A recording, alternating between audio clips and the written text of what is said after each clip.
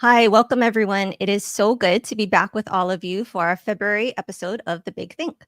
My name is Mel, and I'm the Global Knowledge Curator here at What School Could Be. And today we're talking all about designing learning spaces for student agency. We have two incredible educators who are here to share their insights with us. So let me introduce you to them very quickly. First off, we have Jill Ackers, the Director of Education at VS America. Jill is an education leader specializing in learning environment design, pedagogical innovation, and strategic planning for districts.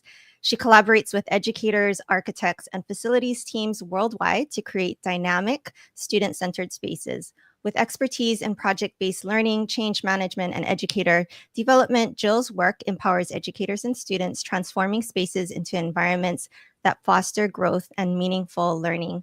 Welcome, Jill. So glad you're here. Thank you for having me. Very excited.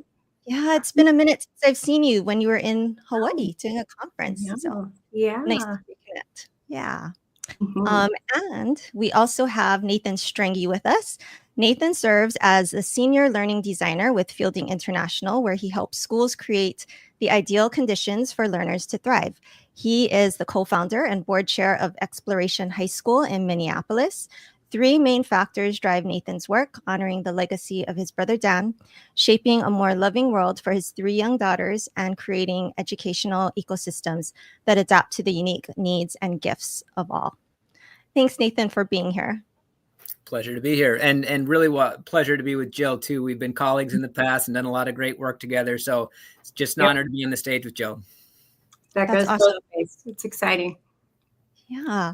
So I have to tell both of you actually that while the team and I were discussing guests and topics for the Big Think, your names immediately came up because of how you're both shaping these learning environments, not just as physical spaces, but as holistic places where students can really grow and thrive. Nathan, I know your work is driven by a really deep commitment to community and relationships. And Jill, you're consistently working to align space with the dynamic needs of students. So if you both had to briefly describe why you do what you do, what would that sound like? Jill, kick us off. All right. Well, thank you. I think from a personal lived experience with school, not being necessarily the safest place or a place where I felt successful. So for me, a passion comes from that notion that school can be a place where we are safe, where we have environments where we can be ourselves and really grow in that lived, holistic place where we can learn successfully in our own ways and collaborate with others to really grow. And I think understanding differences really started at an early age for me. And I would say probably the first time I was kicked out of school, which was in kindergarten. So really seeing at a very young age that school might not be the right place. And how do we start to reimagine that so learners all feel as though they have a place and a voice in their experience every day? Yeah. Thank you, Jill. That sounds difficult. And I'm sure it felt alone probably at the time. There were certainly times, yes. Yeah. Yes. But great learning experiences to then really shape schools today and what we're doing. So it's really important work. Yeah. Thank you. Nathan, how about you? Yeah, I think it goes back to my early days as a classroom teacher. And so many times I felt like I wanted to break free of the isolation of being in one room with 30 plus kids. I wanted to be able to collaborate with my peers and create interdisciplinary learning experiences. I wanted to give students agency to move and to find the place that they wanted to be in. And what I was discovering is there's just such a barrier to those kind of things. And so if we want to be able to innovate in education and create truly learner-centered experiences, what I discovered is we can create environments that really catalyze that. And so that's what I've discovered. And I get to work on that at Fielding International to create those environments and work with teachers and students to make that a lived reality. Gosh, well, your whys are making me even more eager to hear about the transformations that you're both stewarding. But first, what I wanted to do is take a step back and talk about where schools are currently starting from. We know that schools across the country exist on this really wide spectrum, right? Some learning spaces are designed with students in mind, but many are still stuck in these outdated models or they're struggling with some crumbling infrastructure. Jill, in an article that you wrote for our Chronicle back in December, and we'll drop the link in the chat, you called these legacy spaces.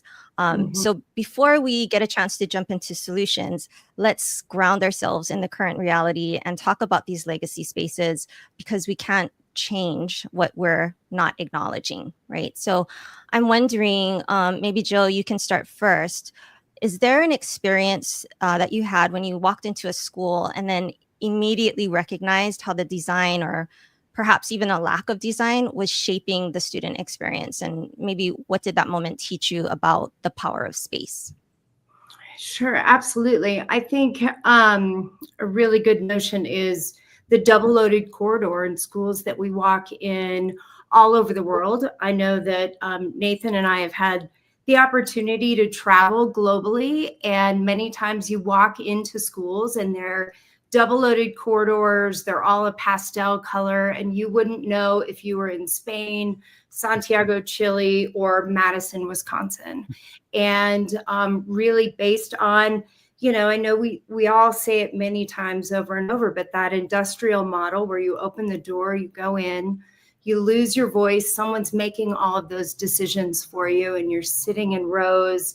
And we see that all the time still today. And how we start to reimagine that is the work that Nathan and I are lucky to do. And we know that we still see that even with the perspective of how we're looking at teacher training and bringing on teachers and bringing teachers through pre-service programs, mentoring them in schools, that we're still using that legacy model. And it really commands legacy style practices that we know that are antiquated.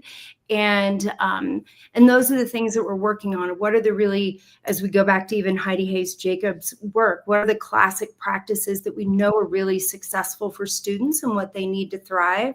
And then what are those antiquated legacy things that we just don't necessarily see the opportunity or the benefits of the realization part where those are let go? Yeah. Yeah, I know there's a lot of things that just seem to fade into the background because we're so used to them being a part of the school building. Nathan, what about you? What kinds of things have Yeah. you seen that immediately you felt a need to change and support in the schools that you walked into? Yeah, well, I'll start by saying we know certainly through research and experience, there are some things that we know are good for kids. We know giving students more autonomy is good for kids. We know developing their sense of independence and self-efficacy is good for kids. We know more regular movement throughout the day is good for kids. These are indisputable things. And so when I go around and have a lot of student focus groups, and Jill said it could be in Santiago, it could be in Madison. It really doesn't matter because the same things are happening everywhere. And kids are telling us school kind of feels like a prison to me. I don't really have any freedom. I don't really have choice. It creates a really deep structural barrier to the kind of teaching and learning experience that we want from our schools. And so if we can create the spaces that do catalyze the type of teaching and learning experiences we want, that do give autonomy, that do lend themselves to more choice and student gaining independence, we know that's going to have a very positive impact for kids. Yeah. While I was kind of preparing for today's Think and the different questions that I might ask of you both, there was a film that was weighing really heavily in my mind, and it's called What We Show Them by Kevin Stoller and our friends at the Second Class Foundation. And it highlights the students and the teachers at Valley View Elementary who are learning in buildings that are literally falling apart. And it's this reality that many schools face, and one that we don't always talk about. We do have a clip here, but just to be clear, in case people haven't seen this video before, Valley View Elementary is just a dedicated school community where the faculty and the staff are absolutely pouring their hearts into creating a very safe and loving environment for students despite the physical disrepair of their building. So can we take a really quick look at that clip?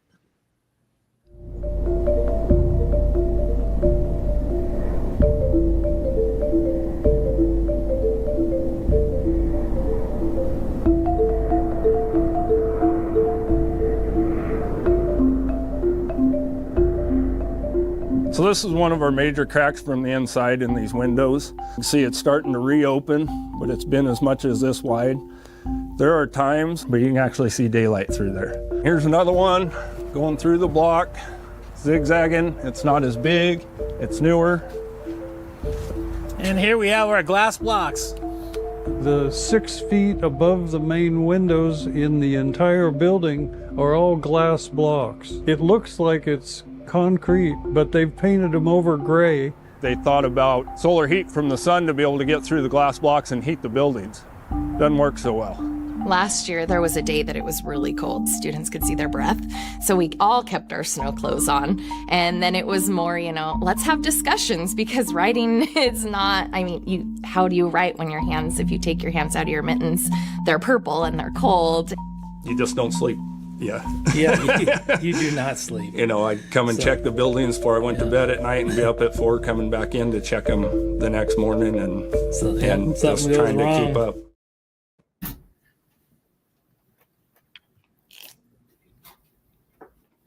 Yeah. That can be actually found in its entirety on the Second Class Foundation website, secondclassfoundation.org/projects.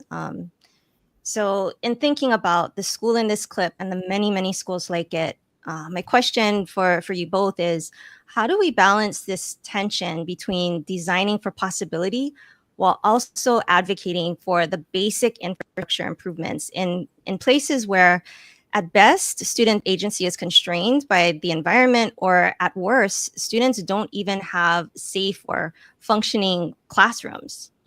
Mm-hmm. Nathan, do you want to lead on that one? Yeah, I can absolutely. I went first last time, so I feel like it's. I do want to acknowledge a great comment in the chat. Mark made the point that space can make a difference, but the real issue is what happens in the space. It is a fabulous point, and that's why I talk about space as a catalyst, because it is all it does is create the opportunity to have a more learner-centered experience and more adult collaboration and interdisciplinary learning. It is the pedagogy and the curriculum that comes from a renewed space. So I think that's an amazing point, and I just wanted to call attention to it. So thank you, Mark. But you're right that it is a problem when some of the basic infrastructure is falling apart and crumbling. We have so many schools that we're working with that have 60, 70, 80-year-old buildings. Mm-hmm. And sometimes it can be hard to think about, what a future-ready environment, what a learner-centered adult collaborative environment looks like if we're just dealing with some very basic things. And so it's something that we have to address. It's why when we at Fielding have discovery visits, it's always around, let's align our vision, our environment, and our program, so that those three things can be in synergy with each other. Because when we do take the time to talk about vision, it always goes beyond just warm, safe, and dry. It is, how can we create these really magnificent environments that really allow our kids to the conditions for all learners to thrive. And that includes things like giving adults more opportunities to collaborate and students more opportunities to move and find the right place for them, to have indoor-outdoor connections and vistas to nature. So it's all of these things when we take the time to really dig into the vision. And so I'm not saying we should forgo those basic infrastructural things, because those are important. But when we take the time to really align our entire learning ecosystem, it shapes what the future of learning and environments can be. And I think to add to that, Nathan, that was really well said, is not every district or every school is going to get a brand new building. And so it might just be a small renovation in one portion of a building and then a refresh of furniture throughout the rest of the building, and really understanding when we think about wellness and we think about students being healthy, we go back to Dr. Dieter Breidecker's work, and students between the ages of 6 and 10 should sit no longer than 5 minutes, 10 to 15, no longer than 10 minutes. And for us, 15 and above into adults, we should sit no longer than 15 minutes. So when we're looking at procurement opportunities, we're looking at local districts, and when they receive bond dollars or they're coming up on furniture refreshes, how are we thinking and taking wellness into account for the longevity of what we're putting into a building, knowing that I may not have another bond or another opportunity to do this kind of refresh in a space. So how do we make decisions that are long-term, that support students' health? How do I build in and find chairs that provide motion and movement and allow students to self-regulate without seeing self-regulation as a punishment within the form of that environment? And we work really hard on what does it mean, whether we're in a new building, whether we're in a refresh space, what does it mean for all teachers to be spatially proficient? And how do we start to come up with a baseline of how we're using space? Because the container is just as important as the contents. And so how we start to understand how that container, and I go back to Lafarb's work on the production of space, when we talk about that physical environment. You what? Oh, sorry, I thought you said something. It goes back to his work just in how we as teachers start to build out what it means for us in a school, even at a district level when we talk about our vision. But how do we cascade that so it really impacts the individual teacher in classrooms along that level? And I think that's a really important piece when we start to talk about the ways in which we approach the use of dollars for space. Jill, can I ask one more thing about that? There's a question in the chat from Ashley, and she says, when I've approached school leaders in my area regarding modernization design, I've often got the line that it is for school safety, no windows, higher walls, etc., to protect from, unfortunately, school shooters in this day and age. And how do you reconcile what we know in the research versus some of those safety standards, I guess, that are being brought up by people in positions of power? Absolutely. And I think Nick Salmon put it in the chat as well. Hi, Nick. I haven't talked to you in ages, but I hope all is well. And I think Nathan will answer this equally as well, that when we look at active shooter protocols, when we look at ALICE protocols, the goal is to get people out of the building. And so having glass and learning communities and open spaces that allow us to see into these environments to really lock down those potential active shooter experiences. We want to get kids out of those spaces instead of locking them into a room where they don't know what's happening on the other side of the door. And being on discovery visits and working with kids all over, and we ask them, what are some of the things that you're excited about for a new building? It's to be able to see if someone's coming to get me. And those are responses from students. And we know that you can lock down and secure a building in a matter of moments and still remove students from that situation pretty easily, thinking through those protocols. And I think Sandy Hook is a phenomenal building to use as an example that is designed with commons and learning communities, and there's glass everywhere, and the protocols are put in place to remove students out of that and teachers. That was a great answer, Jill. And I'll just add, I think, Ashley, we need to make sure that when we're having conversations about school safety, it's about holistic school safety, and then defining what that means. And so for us at Fielding, in fact, just last year, we started offering a course, an AIA course for school architects and designers around what holistic school safety means and how that impacts the way that we engage with school communities. And just from a very high level, kind of the three components that we've defined is holistic school safety encompasses physical safety, social emotional safety, and intellectual safety. And all three of those things mean something different in terms of how we design. But I can tell you, if we design a windowless, citadel, that is not going to make our kids feel safe. It is not a safe environment for our kids. I really appreciate the tools that you've both just given us in terms of how we can approach school leaders and district leaders, perhaps to advocate for better conditions, definitely for our learners, but also for the educators that are working in that building as well. Shifting gears just a little bit here.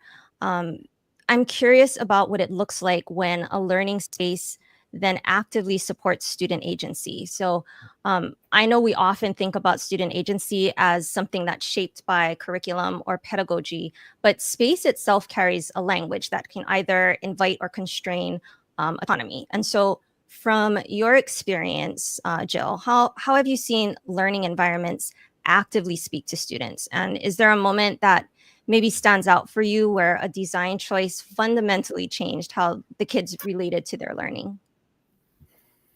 Wow, there are so many different ways. What an exciting question in the sense of the built environment leading to agency. I think for me, the first thing that I see and we experience is when we talk about students being active participants and the opportunity to self-appropriate space within that holistic environment, whether it's in a learning community, a small group room, a classroom where they're able to self-appropriate a chair, where they're able to sit on the floor and use their own body in a way that they don't feel so self-contained. The classroom and the school environment is one where we control the human body. You have to sit here, you have to do this. This is what learning is going to look like. And so how do we start to think about what does wellness look like? What does agency look like? And part of that is not controlling every bit of the human body, allowing students to move, allowing students the opportunity to stand up and learn, and giving them the opportunity to say, I prefer standing up and learning. I prefer being able to use my tables around, so move them around. So the agency, I think, comes with reimagining spaces where not everything is on the perimeter. Not everything is on the wall belongs to the teacher. That, when we go in and do observations of spaces in districts and in buildings, we find that teachers own 90% of the classroom space. And then we ask some upwards of 25, 30 students to walk into a space and they have to share that 10%. And so what does that feel like when we ask students, please come in and be authentic, be collaborative. We want you to have agency over your learning, yet the ownership of the physical environments says something completely different. And so I think that part of that is how we see our space as teachers, and that we're co-creating that with students. Thanks, Jill. Nathan, I want to just tweak that question a little bit for you. You're the co-founder at Exploration High School, and I understand that space there is intentionally designed to signal to the students that they do own their learning. So I'm wondering, how do students either redefine or maybe reinterpret the space to fit their evolving needs? I'm thinking throughout the year, but I'm sure their needs evolve hour to hour and so forth. And also, have you noticed students responding to this in ways that go beyond maybe what you even originally planned? Yeah, I'll get to that question. I just want to build on what Jill was saying because it's so important. That sense of student ownership of space is such a critical ingredient to real student agency. In fact, it may be the most important thing if we actually want our kids to feel like they fully belong and are part of the school experience, is for them to feel like they own the environment around them. If they don't, they're a stranger in somebody else's home. And my immediate reaction to your first question is one just design element of that is spatial variety. You need to have a variety of spaces in order for students to be able to move and find the place that they need in real time, and for teachers to be able to have like a professional workroom so they can collaborate and have co-planning time so that team teaching can actually exist, because without it, it won't happen.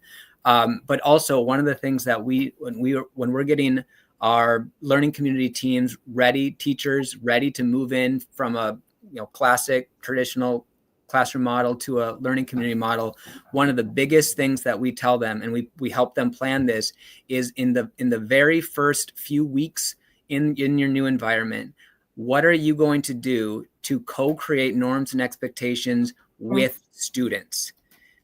Invest the time it takes to make sure that you are letting students have a real voice in what those norms and expectations will be. Because if you do that, they're going to start holding themselves accountable. It's not going to be this hierarchy where the teacher is the one who owns the space and has all the say. It's their little fiefdom. No, you're breaking that.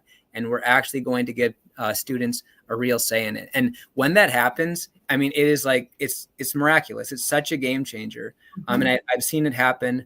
We actually created a film series on Garden City last year that really tells that story, and it's phenomenal. And I know that it's hosted on What School Could Be, so some of you might have seen it. But back to your question about Exploration High School, we're in an old Catholic school building. It is a classroom and corridor model. It is, we have a peanuts budget, so all of the things that we're doing can be done in basically any setting. It is. There are certainly things you can do if you had more resources. I'm not saying that, but it's really just breaking down what the feel of the learning environment is, creating spaces that are more comfortable, that do have, like Jill was saying, more options, so that if kid does want to stand and learn or sit in a comfy chair in the corner and learn. It's just creating some of those places where students do have the choice to experience school in a different way, because it might be different for them on a Monday than a Tuesday, in the morning, in the afternoon. So homogeneity is not a good thing, yet that is what so many schools do, because it's the easiest thing to do. Yeah. Right. Yeah. That goes in furniture selection in one space. It's not about a desk and a chair. Even if you don't get the new building, it's also about that variety and versatility in a space, and how you can build that in even when you're not getting a new building. I think that's an important piece that you brought up, Nathan. Sorry, I didn't mean to cut you off. I got excited. No, I'm glad you brought that up, Jill. Whenever you folks have extra things to say, please just jump in. Don't feel like you need to stick to these questions necessarily.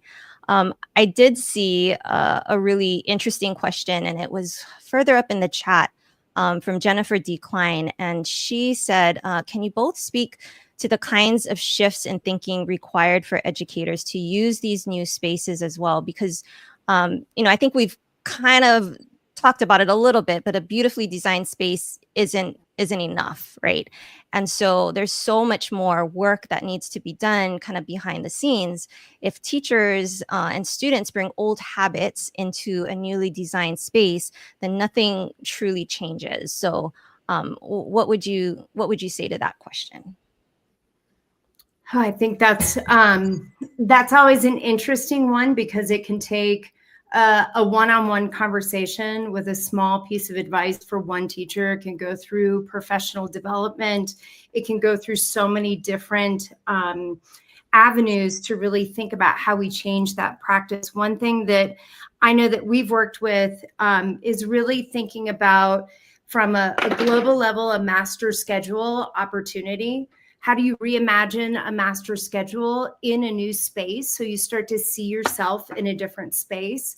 How you start to think about storage at a global, regional, and local level, so your physical environment does not have to function as the entire school building anymore. And I think we spend a lot of time when we set up our classrooms as teachers. Well, I have to have this, and I have to have all of that, and I've got to have manipulatives for everything in the beginning, middle, and end of the year.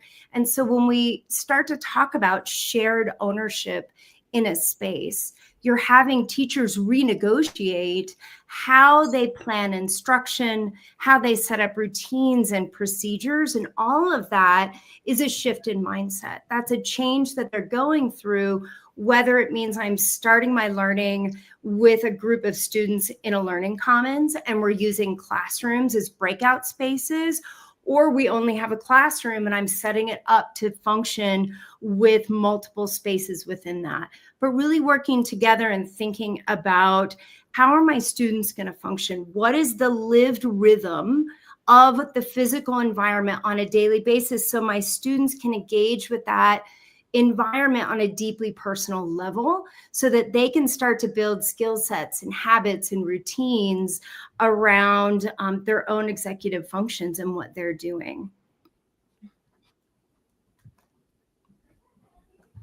Nathan, do you want to? Nathan? Yeah, You want to sure. add?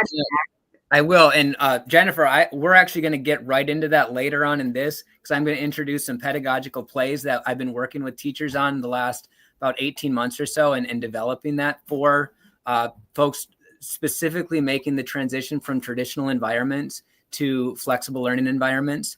So I'm excited to get into that. I did want to address Mark's comment, which is a really good question. How about Nathan talk about what we did at Exploration High School? And it comes down to three things. Anybody can do this because it doesn't take a high budget to do it. Activating hallways, defronting classrooms, and putting student arc and projects on display. Those are three very easy things that anybody can do in any setting that costs very little money. The only thing about activating hallways, you have to be cognizant of fire code, but there's a lot you can do even within those constraints. Could I just add also, so we talked a little bit about changing teacher mindset, but students sometimes, especially those used to compliance, which, let's be honest, can be a lot sometimes because of our system and how it measures success, they sometimes struggle with agency at first. So I'm wondering if either of you have seen any moments where students really began to take ownership of their learning space once kind of given that freedom. I mean, I can think of a project we're working on in Connecticut right now, where it's a brand new building, very much a learning community model, where it was very much drag and drop. Teachers went from their old building, not a lot of just time spent on how might you function within your new space, but really just, okay, this was my space. I'm going to drag and drop.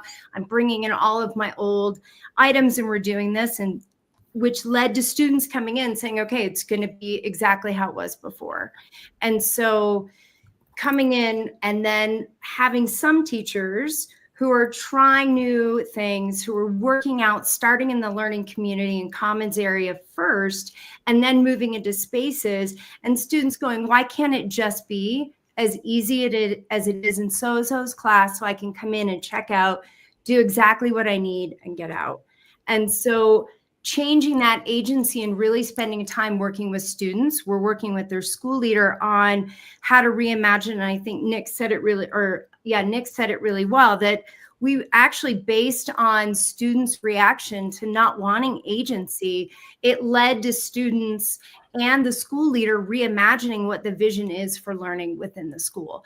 So I think part of that agency is giving kids the opportunity and the voice to come in and say, yeah, it's easy to do it this way, but what does it really mean for me when I get agency? And having students start to really visualize what agency looked like in their space is something that we're experiencing in this space in Connecticut. Yeah. Nathan, anything to add to that before we take a little quick promo break over here? No, I think Jill summed it up well. Okay. All right. So we're going to hit pause for just a minute on our conversation with Jill and Nathan and share some of the things that What School Could Be has in the works for all of you. So on Wednesday, February 26th, we are going to be hosting a very special Motley Crew event. Nearly 25 years ago, students from Missouri and New York collaborated on a mural exploring their perceptions of each other's community. And this was captured in a documentary called Creating Counterparts. So we will revisit this project with advisors Sandra Stein and Dave Lowenstein, plus 2 of their former students. You can register for free to participate at whatschoolcouldbe.org/events. Another thing that we have is last week, the What School Could Be podcast, hosted by Josh Rapoon, dropped its 140th episode with the amazing Roman Krznarek, author of the internationally best-selling book, The Good Ancestor. You can listen to this episode wherever you get your podcasts. And finally, if you're hungry for more events, plus conversations and connections with educators all around the globe, please go to community.whatschoolcouldbe.org and join our What School Could Be global online community. We'd love to have you there with us. So jumping really quickly back into our chat, once educators and students are kind of ready to shift about how they think about space, the next step is maybe figuring out how to bring those different ideas to life. And Jill and Nathan, you have frameworks and strategies and tools that can help make this transition much more intentional. So I want to give you a little bit of time to speak about that. Jill, you mentioned the concept of spatial proficiency, which is definitely much more than arranging furniture. So can you maybe walk us through what spatial proficiency is at its core, and maybe what are the key elements that educators should understand about that concept? Sure, absolutely. I think spatial proficiency is really aligning the physical features, the spatial features of your learning environment with the dynamic needs of both teachers and students as they gather within a space. And I think we as teachers, we host events and opportunities, and we bring people to gather all day long, 5 days a week. Some of us have worked in schools where we're even in school on Saturdays. And so when we talk about gathering and the ways in which people gather, that matters. And what's in your space, whether it's the physical features, but also all of these other items come into play. It's almost like the iceberg. If you could imagine, all the physical features are above the iceberg. They're what you see. But below that iceberg, we have protocols, academic talk, we have discourse patterns. How do I design environments that are neuro-inclusive so everyone feels that they have the opportunity to self-appropriate a learning opportunity that's right for them? How do I think about using, when I'm planning, when I'm designing a PBL unit or a lesson around a content standard or learning target, how am I planning alongside my space? And so when we start to think about that spatial proficiency, some of us have the skill set, innate skill set, to look at a physical environment and think, okay, this is how students will gather. And not everyone has that same skill set. And so when we start to build out in schools shared language around what the physical environment needs to have at a basic minimum. And I think there was a comment in the questions about what does this look like percentage-wise if I'm in a kindergarten class versus maybe a junior high or a high school classroom. And we know based on research that the physical environment impacts how students approach learning. And what does it mean and how I learn best within that space? If we think about it from the sense of spatial proficiency and adolescence, if students go into one learning environment and that space is sit down, be quiet, face forward, face the front, and then there's another space that they're going into where everything is agentic for students, you're creating a disparity, a lack of equity between those spaces. And so when we talk about spatial proficiency, what is the baseline that has to be in a physical environment or not have to be in a physical environment? And so many times we'll work with teachers. Do you need all of this in your space right now? How do we start to reimagine how we're storing and the pieces that we're using to then give students more square footage to really work? How do we open up the floor? There are some students, and adults, who prefer to sit on the floor. And so how do we start to think about planning and inclusion and all of those well-being opportunities as a way to become proficient and allow our students the opportunity or the agency to use that physical environment as a learner? And I think that That's where we start to find those meta moments where students understand I learn best this way. And teachers also understand I function best in my environment this way, and I can start to co-create with students. And I think that's a really important piece. Wow. So knowing that there are so many layers to this, Jill, if an educator wanted to begin better aligning their physical space with the needs of their students, what would be a good entry point for them to start making these changes?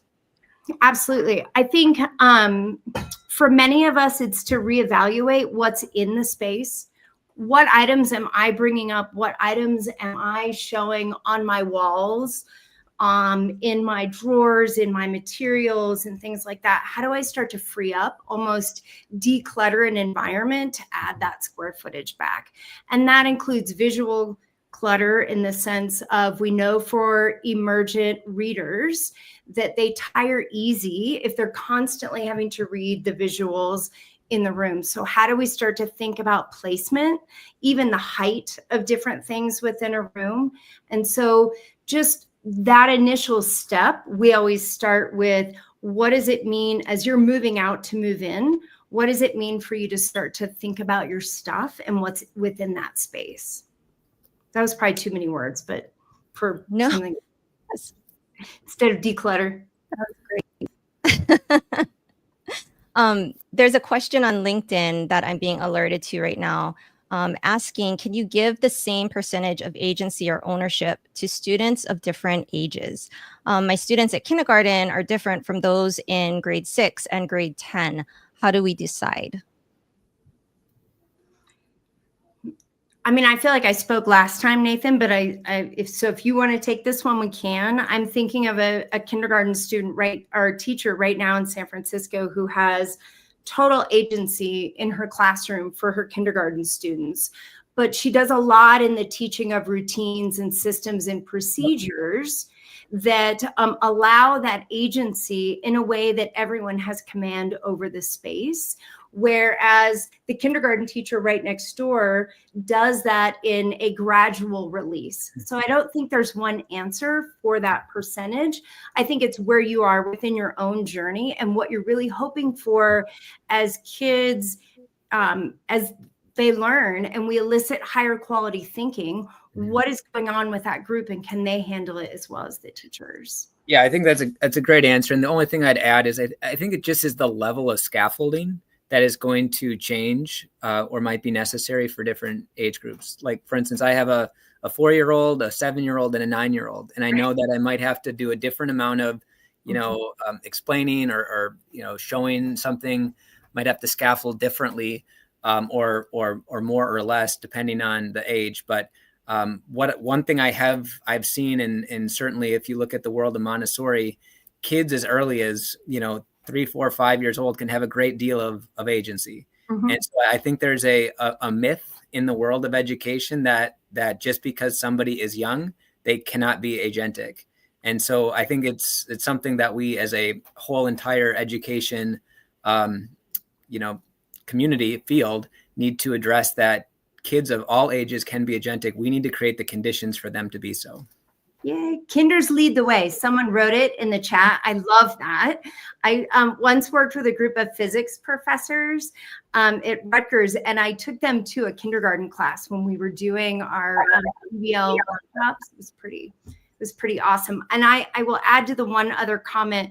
When we talk about health and well-being for teachers, because they're equally part of the learning environment. And when we talk about that health and well-being, it's not as challenging to pry away that teacher desk notion when we're providing the right kind of furniture that provides the opportunity, sit and stand opportunities, and chairs that have 3D rocking mechanisms that are actually better for their back and their health. And I think when we start to invest in high quality learning environments, whether it's buildings that we're not value engineering out the acoustics and high quality lighting, and it's really looking at, we're investing in high quality furniture that is going to support the human body. And when we start to do that, and we provide that, teachers instantly are like, this is better for me. And I can do this when we then provide another piece that still gives them storage, still gives them opportunities for display. We just have to start to balance out, what does it look like, the right furniture to create that environment. I think that's really important when we're doing, whether we're building a new building or a furniture refresh, is what are we really trying to do around wellness for the adults and the kids, and not value engineer out our health because it's cheaper in the long run. How do we allocate those dollars in a way that provides the really important basics for everybody, young and older, I should say. I think that's a really good point here, and it's a good way to toss the ball over to Nathan about working on schools with pedagogical plays. And my understanding is that pedagogical play helps educators design learning environments that are more adaptable, more student-driven. So the question for you, Nathan, is, for those of us who may not be as familiar, what exactly is the pedagogical play, and how does it help schools rethink that connection between space and learning? Yeah. So, and JT, if you want to put up the image there, but pedagogical plays is something that we at Fielding International have been working on for a little over a year now. We've been developing this and starting to work with teachers who are transitioning from classroom-based models to flexible learning environments. And pedagogical plays at their heart are intentionally using space with learner-centered pedagogy. So we have a series of about 15 of these plays. And you can think of a play kind of like, you have plays in football and basketball and volleyball. You're intentionally using space for a purpose. And so while each play is meant to be adaptive, they're intended to catalyze the flexible learning environments so that teachers have a common language to plan around, and they can specifically have this tool that they can design learner-centered experiences with. So JT's showing Choose Your Path, which is one of our about 15 plays that we have. And the image on the right is just a concept of a commons area, a small group room, and 2 learning studios. And the different dots represent students of 2 different homerooms. The navy's in one homeroom and the orange in another. And the triangles represent adults. The green triangles are kind of lead teachers, and the pink triangle is an instructional support. But say that you want to do a lesson on, it could be on a book reading, it could be on a historical event, it could be on a science concept, but you come together and you introduce that topic to a whole group of, say, 50 to 60 students. So kind of 2 different groups coming together. Now you break up into smaller groups, intentionally devoting a different space for a different reason. So for instance, maybe you say, in one of our spaces, if you want to investigate this further through the lens of a Socratic circle, go to this studio. If you want to explore this further through the lens of independent research, through these different sources, stay here in the commons. If you want to go and research this further through, a soul type of experience, go to this space. So you're intentionally using spaces for a pedagogical reason. And so when you're able to do this, it unlocks the ability to co-plan together when you have a shared language to plan around. And that's one of the barriers we've heard in the past of teachers and teams of teachers who have moved into a more collaborative space is we don't have a language for planning together. And we've always done all of our work in isolation, or most of our work in isolation. So it's really hard for us to plan and thus facilitate, co-plan, co-teach if we don't have that common language. So we've been working on this with teachers, like I said, for about a year now, and they are just like loving it. They're like, this is exactly what we need. It gives some concreteness to this work. And it's been a really, really great tool that we're developing further right now. Yeah, and I think that really speaks to Jill's point about designing for everyone in the space, right? If we are giving more support to teachers in order to do this work, then ultimately the kids are going to benefit from that. Right. Yeah. Absolutely. Um, Absolutely. Really quickly, right now, I'd like to bring Lynn Svengross into the studio with us. Lynn is our What School Could Be Global Innovation Synergist, and she does work primarily with Michigan, but what she doesn't always have the opportunity to speak about is her really deep experience with project-based learning. And that experience gives her a very unique lens, I think, in today's conversation. We do know that the very best project-based learning experiences happen in spaces that encourage movement and collaboration and exploration. So, Lynn, I'm going to turn the mic over to you for a couple of questions with with Jill and Nathan. Great. Hi, Nathan. Hi, Jill. Hey, Lynn. First of all, thank you for the work that you do. It's exciting. Nathan, I've watched the fielding videos and the spaces that you are designing. Of course, we would all hope for all of our kids to have that type of an environment to learn in. I had the good fortune of being introduced to project-based learning, maybe 15 years ago. I was able to team teach American history, American literature at the high school level. We had flexible seating, open classroom, pretty good space, tried to do the decluttering. My question for you is, what does the things that you are showing and the designs that in the fielding videos, what is your imagined future maybe for the high school level that is still pretty much locked into singular classes? Yeah. Well, how much time do we have? Because we're not 7 minutes. Here's a whole nother set of barriers for high school. It's a different beast altogether when it gets to the credentialing side of it. And I know, like, I started a public school here in Minnesota. There's so much rigidity in the actual courses that we can offer for state, the minimum state requirements for graduation. So it is a different beast entirely. Now, if you, like, for instance, I can think of a high school that we recently did in outside Madison, Wisconsin, Sun Prairie, where they have flexible learning environments, and they intentionally did not organize the environments by department. So they have different teachers of different subjects inside these different sort of pods, because they want to try, and they intentionally looked at, like, pre-calculus and physics is a great pairing to go together, because there's so much overlap in what we can do with those two courses. So there's definitely still advantages of having more flexible learning environments to give high school kids agency. They can certainly handle it. And just like elementary school students, there still needs to be some scaffolding and co-creating of norms and expectations.